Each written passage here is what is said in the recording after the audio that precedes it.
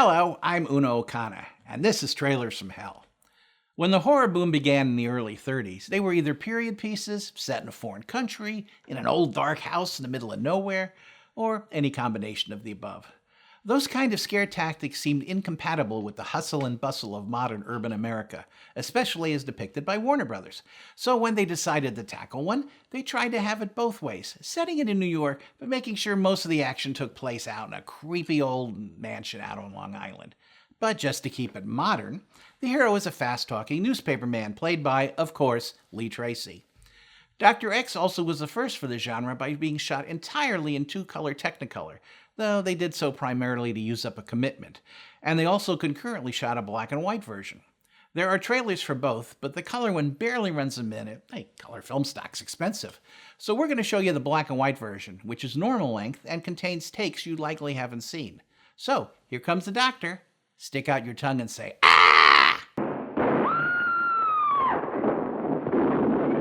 Warner's always had the best artwork, didn't they? What's intriguing about this trailer is that they're trying to sell it as everything but a horror movie, emphasizing the romance, there isn't much, and the comedy, ditto, as much as the mystery. But once the actual clips roll in, it's clear we're not far from Frankenstein territory. Anton Groth did those fabulous sets, and as you'll see, they look just as creepy in black and white as they do in two-color. This was one of Lionel Atwill's first horror movies. Little did he know it would be the genre that would make him an icon to generations of movie lovers.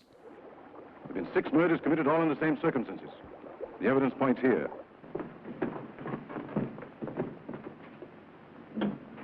Ah, the old body falling out of the closet bit. Check. Fay Wray pretty much got her screaming start here too, and in fact she makes her entrance letting out a big one, but over something a lot more prosaic than a monster. However, Lee Tracy was right in his element as a wily newshound, though his character is a lot more cowardly than usual. A decade later, his role probably would have been played by Bob Hope. The plot is the usual hooey about which scientist is a serial killer, but it's really all about style and atmosphere. Look how Atwill is underlit here. He practically has red herring tattooed on his forehead. Shrewd and brilliant. He could conceal his madness from the human eye, even from himself, but he can't conceal it from the eyes of the radio sensitivity. As you can see, they're really hitting the romance and comedy here, a clear attempt to woo the womenfolk who might otherwise be down the street watching Garbo. They actually use giggle twice, and the promise that you might never see anything like it again was dashed just a year later when Atwill, Ray, Groth, and the director, the workaholic Michael Curtiz, all reunited for another two-color chiller, the even better Mystery of the Wax Museum. 22 important players, even the hardest of hardcore buffs would scoff at that. Hell, Tom Dugan gets billing for barely a 1-minute bit. But no matter, it's a guaranteed prescription for fun. Better than Xanax and 4 letters shorter.